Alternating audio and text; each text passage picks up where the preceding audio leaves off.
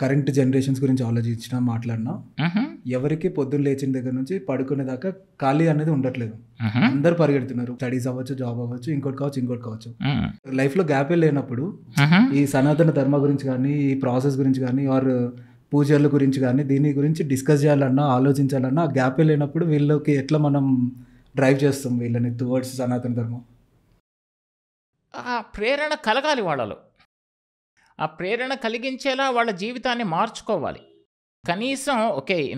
అందరూ బిజీ లైఫ్సే, అందరికీ ఏదో వ్యాపకాలుంటాయి. ఆ పని చేయాలా, ఈ పని చేయాలా అని ఉంటుంది.